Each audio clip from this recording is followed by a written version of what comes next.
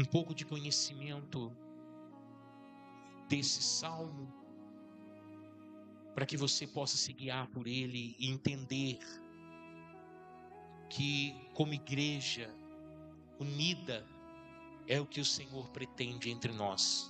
Amém? Diz assim a palavra do Senhor: quão bom e quão suave é que os irmãos vivam em união.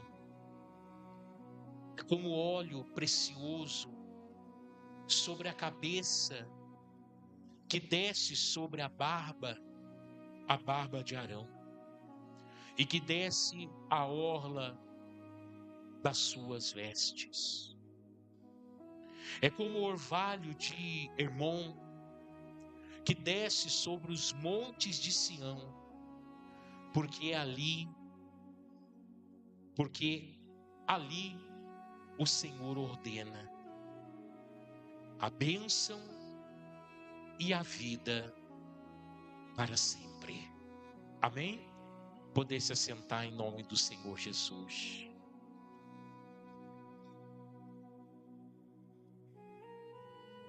Irmãos, o Salmo de número 133 é um salmo de romagem, um salmo do conselheiro dos peregrinos, atribuído a Davi. Alguns dos salmos, atribuído a Davi.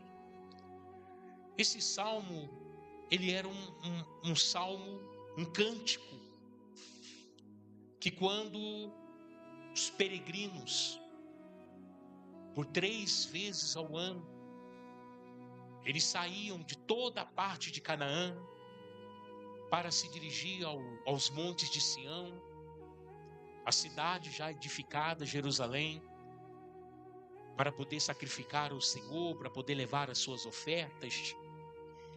Ali em Jerusalém, ali nos montes de Sião, a qual a cidade estava edificada, estava ali o tabernáculo de Moisés, estava ali a Arca da Aliança, e estava ali também, depois de algum tempo, futuramente falando, foi ali instalado também o Templo de Salomão. Então, alguns cânticos faziam parte da caminhada, da trajetória daqueles peregrinos que vinham de longe. E esses cânticos encorajavam a viagem difícil, sobre o deserto, perigosa. E também trazia alento para o coração deles, debaixo de sol ou da noite fria, a continuidade desta caminhada, porque ali eles cantando, louvando a Deus, eles também tinham a certeza que Deus estava presente, para que eles chegassem então com sucesso, chegassem então, aleluia, bem até os montes de Sião. Esse salmo, ele foi composto provavelmente depois que o rei Davi, ele se tornou rei sobre Israel. E é interessante que só depois que o rei Davi se tornou rei, que esse salmo foi composto. Então, quando nós olhamos aqui no primeiro verso desse salmo, que diz: quão bom e quão suave é que os irmãos vivam em união. Para que nós possamos entender isso daqui, temos que voltar um pouquinho na história. Quando o povo de Israel assim entrou, definitivamente na terra de Canaã, debaixo da liderança, ou sobre a liderança, acho que fica melhor dito, de Josué, a terra ela foi dividida entre as 12 tribos. E a partir do momento que a terra foi dividida entre as 12 tribos, cada tribo tinha o seu juiz, cada tribo tinha o seu lugar de adoração. Então havia ali em Canaã, na terra prometida, vários lugares para adorar a Deus, vários princípios de adorar a Deus. E havia, então, naquele momento, muita confusão, muito conflito dentro dessa adoração e dessa busca a Deus. Porque havia vários lugares, vários juízes, né? Nós vemos aí Sansão, Jefeté e até o próprio Samuel, que não foi só juiz, mas também profeta em Israel. Diante dessa falta de coerência, vamos dizer assim, não havia concordância, o povo se cansa. E o povo então vai pedir um rei ao Senhor. E esse rei é eleito por Deus, Saul. E debaixo do reinado de Saul vem as 12 tribos. Só que Saul, ele foi um mau rei. Ele foi um mau rei. E quando Saul morre, acontece uma guerra civil. Acontece uma guerra civil entre as tribos. Por quê? Porque na morte de Saul, Judá se levanta, a tribo de Judá, ela se levanta e elege Davi como rei de Judá. Mas as demais tribos, as 11 tribos que restaram, elegem Esibofete, filho de Saul, como rei. Então, a partir deste momento, acontece uma guerra civil, um confronto interno, sangrento, violento, que dura anos, até que Judá vence. Até que a tribo de Judá vence essa batalha. E então, todas as tribos se unem. Todas as tribos se unem. Porque elas não eram unidas. Para os irmãos entenderem como eram as 12 tribos de Judá na terra de Canaã, nenhum podia atravessar a fronteira do outro. Então, a tribo de Judá não se alinhava com a tribo de Benjamim. Não tinha conversa, não tinha alinhamento. E foi nesses momentos de divisão que entrou Astarote, Baal, os Baladins, em adoração ao povo. Porque todo mundo, a única regra que existia era que cada um fizesse segundo parecia os seus olhos. Não havia uma regra central, não havia um rito para todos, não. Então havia muita divisão. Então, depois dessa guerra civil sangrenta, violenta, derramamento de muito sangue, Judá então é declarada vencedora. E Israel, todas as tribos de Israel, as 12 tribos de Israel, ela reconhece Davi como rei de Israel. E o reinado de Davi, ela pacifica as tribos. Então, debaixo do reinado de Davi, as tribos elas são pacificadas e elas se unem. Então, Davi compõe esse cântico. Davi então vai compor esse salmo, porque agora as tribos não estão mais divididas. As tribos agora estão unidas. E agora Jerusalém passa a ser o único lugar de adoração. Não existe mais um lugar aqui, outro acolá, não. Agora Jerusalém é o único lugar de adoração. Jerusalém que está ali sobre os montes de Sião, ali está o tabernáculo, ali está a Arca da Aliança, ali estabelecido o culto. Ali estabelecido a adoração, o louvor. E agora todos saem das suas tribos para irem 3 vezes ao ano a esse lugar santo, o centro da espiritualidade de Israel, chamada Jerusalém, para adorar ao Senhor.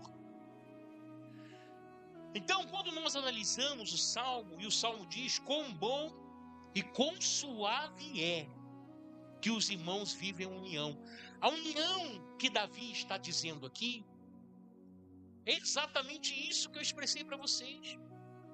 É o que não havia.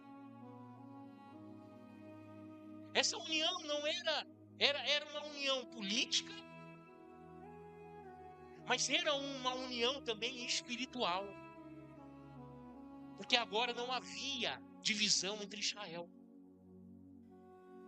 Todos adorando o mesmo lugar, todos adorando o mesmo Deus, todos buscando as mesmas coisas, todos ali, aleluia, se ajudando, se amando, prestando culto ao Senhor. Então Davi, dentro desse contexto, ele vai então compor esse salmo. Mas é interessante que Davi, ele vai dizer, aleluia, no versículo de número 2, é como óleo precioso sobre a cabeça, que desce sobre a barba de Arão, e que desce a orla das suas vestes. Davi vai dizer que a união daquele povo agora, debaixo do seu reinado, ele vai dizer que é como, aleluia, esse óleo. É como óleo precioso. Então a união daquele povo, as tribos agora pacificadas, unidas, caminhando junto, ele se depara com aquele óleo precioso que foi derramado e era derramado sobre a cabeça de um sacerdote. Esse óleo precioso foi uma receita que Deus deu a Moisés, o próprio Deus. Esse óleo era extraído, é um óleo extraído de uma maneira mais fina possível da oliva. E esse óleo era misturado com mais 4 ingredientes raros e caríssimos. Qual era o resultado? De um óleo com uma fragrância muito, mas muito agradável. Que quando era derramada, e é uma coisa que me chama a atenção, não era derramada um pouquinho, era derramada em abundância. Esse óleo, quando era derramado em abundância, o cheiro desse óleo era um cheiro maravilhoso, agradável. Ele invadia todo aquele local. Era sentido por todas as pessoas a fragrância daquele óleo, porque as especiarias que eram usadas nesse óleo fino, esse óleo finíssimo ali de oliva, eram especiarias caras e raras de se achar. E a receita foi o próprio Deus que deu para Moisés. E outra, só quem podia confeccionar esse óleo era somente os sacerdotes. Então, Davi, ele fala que a união dos irmãos é como esse óleo precioso. E nós conseguimos entender o pensamento de Davi, porque a união nossa aqui na igreja, ela também é preciosa. Assim como esse óleo era precioso e era um óleo especialmente manuseado só por sacerdote, aleluia, e era derramado para ungir sacerdote, para ungir reis. Era uma coisa especial. Assim também é especial a união da igreja aos olhos do Senhor. Então Davi, ele compara esse óleo precioso com a união dos irmãos, que também é preciosa. Amém, Jesus? E aí Davi vai dizer, ele vai trazer aqui uma imagem de figuras. Ele vai dizer assim, que desce sobre a barba de Arão, sobre a barba de Arão, e que desce a orla das suas vestes. Quando eu li isso, e eu escutei uma pregação sobre isso também, o que me chamou a atenção é que a intenção de Davi é para que nós focamos nessa imagem. Quando o óleo era derramado sobre a cabeça do sacerdote, só que esse óleo era derramado com abundância. Então esse óleo derramado com abundância da cabeça, ele descia para a barba, amém? Da barba descia para a sua roupa, e da sua roupa descia para a orla do vestido, até chegar nas suas sandálias. Então eu fiquei imaginando comigo que quando Davi estava narrando, dizendo, é um óleo que é derramado sobre a cabeça, e da cabeça vem para a barba de Arão, que escorre sobre o teu corpo, e que vai até a orla do teu vestido. Aleluia. Ali Davi estava falando sobre a união, sobre algo completo, porque esse óleo vinha da cabeça, descia para a barba, descia pelo corpo de Arão, até chegar à orla dos seus vestidos, e normalmente molhava até as suas sandálias, porque era um óleo derramado com abundância. Então aqui Davi expressa a união. O corpo inteiro de Arão significa a união daquele povo. Esse óleo precioso sendo derramado. Ele faz essa comparação. Isso me chamou a atenção, porque era algo especial para Deus, e assim tem que ser especial para nós. E se é especial para nós, é especial para toda a igreja. Então, Davi ele faz essa comparação. Mas Davi também ele vai dizer, no versículo de número 3, é como o orvalho de Hebrom. A mesma comparação que ele faz do óleo do sacerdote, desse óleo lavando o corpo inteiro do sacerdote, ele acha que, ele expressa que isso é a união do povo, é a união das tribos debaixo do seu reinado. Agora ele vai falar do Monte Hermon. O Monte Hermon, é um monte imponente. É o maior monte daquele território, e ele fica hoje, mais precisamente nas terras da Turquia. Esse Monte Hermon, a maioria dos dias, do ano, dos meses, ele tem o seu cume congelado. De tão alto que ele é. Mas no pé do Monte Hermon é um vale alagado, que quando bate o sol, aquela água que está ali, ela se evapora, e ela se torna ali uma neblina bem densa, que ela sobe, e ela então ali, ela molha, né, ela rega todo o Monte Hermon. Mas o que me chama a atenção, isso aqui me chamou muita atenção, é que Davi vai dizer que é como o orvalho de Hermon, que desce sobre os montes de Sião. Irmãos, o Monte Hermon fica ao norte de Israel, e o Monte Sião está ao sul de Israel, a quilômetros de distância um do outro. E aqui Davi está dizendo que esse orvalho, que essa neblina que sobe, ela vai regar também os montes de Sião. Isso me chamou muita atenção. E a mesma ideia que ele expressa no óleo, Davi também está expressando aqui no Monte Hermon e no Monte Sião. Por quê? Porque ele está dizendo que o que acontece lá no norte também acontece no sul. Quem está entendendo, diga amém.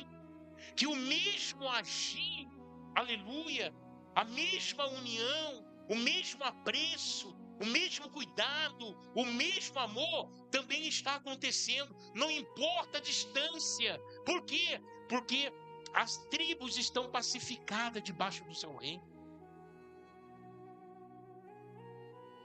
Então, quando ele diz, é como o orvalho de Hermon que desce sobre os montes de Sião, ele está dizendo: o que acontece em Hermon também acontece de Sião, de norte a sul, de leste a oeste. Não há divisão. Aleluia. O que há, meu irmão, aleluia, é uma só fé, uma só esperança e um só Deus. Agora no povo de Israel. E sobre esse pensamento, sobre, aleluia, essa dinastia, sobre, aleluia, isso que Davi está declarando e profetizando, Israel passa a ser uma grande potência. Porque Davi foi um bom rei. E Israel prospera muito, ganha muitas batalhas, conquista muitas terras. Aleluia, tendo Davi como rei e tendo o povo de Deus se unido. Porque quando eles se uniram, as vitórias começaram a chegar. É interessante que Jesus, ele vai dizer algo sobre isso.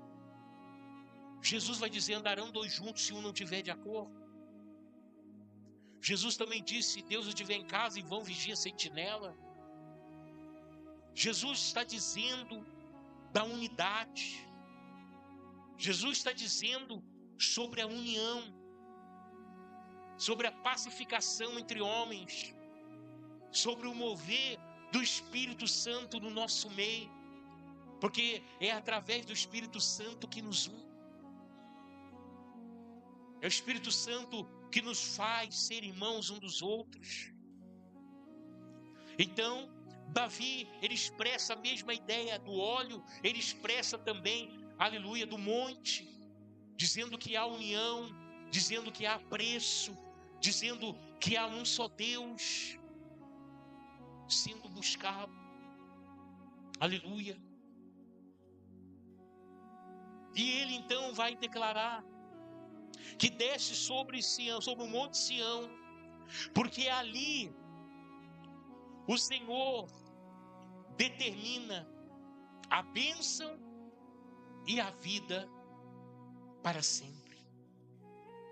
Davi está determinando que ali no monte Sião, onde está o tabernáculo de Moisés, a arca da aliança, a tenda que Davi fez, aleluia, ali para Deus, e futuramente o templo de Salomão, ali é o lugar de bênção.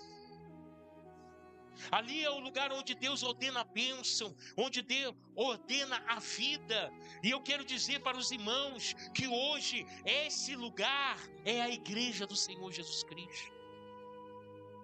É aqui entre nós. Aleluia. Então não pode haver qualquer outro tipo de sentimento entre nós, para que o Senhor venha derramar da tua unção, para que o Senhor venha trazer do seu orvalho santo sobre as nossas vidas. Aleluia. Não pode haver divisão. Para que Deus se manifeste no nosso meio, para que todos aqui sejam abençoados, nós precisamos amar uns aos outros. Você precisa ter apreço a esse irmão que está sentado ao teu lado. Aleluia. Porque é disso que Deus está falando. Aleluia. O monte Hermon e o monte Sião, o mesmo pensamento de união. E as duas figuras é Deus sobre o povo. Porque o óleo desce, o orvalho também desce. E é Deus que ordena isso. Quem está entendendo, diga amém. Então é Deus que vai ordenar. Aleluia. Nós não podemos fazer nada se Deus não ordenar. Então a bênção e a vida é Deus que ordena.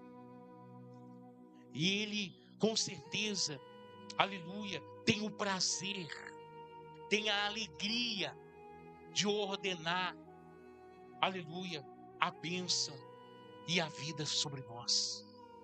É uma coisa prazerosa para Deus. E é uma coisa para quem recebe também. É prazerosa para nós também. Então, preste bem atenção. Aleluia. Pois aonde há discórdia, descontentamento, aleluia, dissensão, divisão, inimizade, briga, separação, Deus não opera. Deus não opera. Aleluia. Entristece o Espírito Santo. E Deus não vai ordenar a vida. E não vai ordenar as bênçãos. Aonde há dissensão, aonde há divisão, aonde há inimizade. Não. Deus só vai ordenar a bênção, só vai ordenar a vida, quando tudo estiver pacificado. Quando tudo tiver de comum acordo, um só pensamento, um só Deus, um só Espírito, no meio da igreja. Aleluia. Então, quando nós tratamos do termos unidos como igreja, é isso que o Senhor deseja entre nós. Que possamos, aleluia, agir como o povo de Israel agiu debaixo da dinastia de Davi. E quando eles se uniram, eles receberam vitórias, eles receberam promessas que não haviam passado no coração deles. Amém, Jesus? Então isso é que nós precisamos entender. Jesus um dia foi confrontado pelos fariseus. E ele disse, olha, os fariseus disseram para Jesus, se você expulsa os demônios, pelo dedo do diabo você o expulsa. Jesus não ficou irritado, Jesus não ficou bravo, mas Jesus respondeu de uma maneira que quebrou a narração, o argumento deles. Jesus disse, se eu expulso, olha Jesus dizendo, se eu expulso Satanás pelo dedo de Satanás, então o reino do diabo está dividido. E um reino dividido não permanece. Você está entendendo? Diga amém. Olha o ensinamento que Jesus traz. Se há inimizade dentro da igreja, está dividida a igreja. Se tem irmãos aqui que não suportam outros irmãos, está dividida a igreja. Se não há sinceridade entre os irmãos aqui, está dividida a igreja. Porque Jesus disse, todo o reino dividido não vai persistir. Então nós precisamos entender o pensamento central de Davi. Foi para isso que ele compôs esse salmo. Porque ele viu na sua dinastia, debaixo do seu reinado, pela primeira vez, as tribos de Davi unidas. E outra, era um território livre. A tribo de Zebulon podia entrar na tribo de Levi, não precisava pagar imposto, não precisava carimbar passaporte, era zona livre. Quem está entendendo, diga amém. A tribo de Benjamim podia entrar em Judá, era zona livre. Por quê? Porque eles viviam em harmonia. Não havia diferença mais entre eles. Por quê? Porque eles entenderam que só existia um só Deus, e um só Espírito, e um só Pai, que é sobre todos, que está em todos. Então eu não quero tomar muito tempo, que nós temos a apresentação das crianças, mas eu quero deixar essa mensagem para o seu coração. Isso não serve só para a igreja, não. Isso serve para dentro da sua casa. Porque se não há concordância entre marido e mulher, também está dividido. Tudo que se divide não permanece. Tudo que se junta permanece. Por quê? Porque se torna mais forte. Quem está entendendo, diga amém. Ninguém suportou Israel. Nenhuma nação conseguiu bater Israel depois que Israel se uniu. Depois que as 12 tribos se uniram, ninguém conseguiu vencer Israel. E foi esse reino que Davi entregou ao seu filho Salomão. Um reino pacificado. Um reino debaixo da graça, do poder, da unção do Senhor Deus Todo-Poderoso. Então assim tem que ser a nossa vida como igreja. Vim para a igreja por vir, irmão, isso não faz a diferença na tua vida. Agora, vim para a igreja com compromisso, isso faz toda a diferença na tua vida. Porque você vem servir a Deus como igreja. E como igreja você tem que estar debaixo da potente mão de Deus. Então é Ele que opera, é Ele que ordena, é Ele que faz. Não é o homem, é Deus. E sobre essa mensagem que eu entrego para os irmãos, para que os irmãos entendam perfeitamente qual é o tipo de comportamento adotado por todos nós dentro de um lugar desse. Porque para muitos que estão lá fora, esse lugar não significa nada. Somos taxados de louco, fanáticos, somos taxados de pessoas que perderam o juízo. Mas é este lugar, a igreja, que Jesus vai vir buscar. Amém? É essa união, esse amor, esse cuidado que nós temos que ter um com os outros, que Jesus vem buscar. É essa intenção de pensamento, é esse mover de coração. Não é simplesmente frequentar, não é simplesmente ir na igreja para que eu fique com a minha consciência mais tranquila. Não, é o fato de você pertencer, é o fato de você ser igreja. Quem entendeu, diga amém. Amém, Jesus? Então que esta palavra, ela faça diferença na tua vida. E você comece a enxergar a igreja com os olhos diferentes. Porque é nesse lugar que Ele ordena as suas bênçãos e a sua vida para sempre. Amém, Jesus? Quem entendeu, diga amém. Vamos aplaudir o Senhor.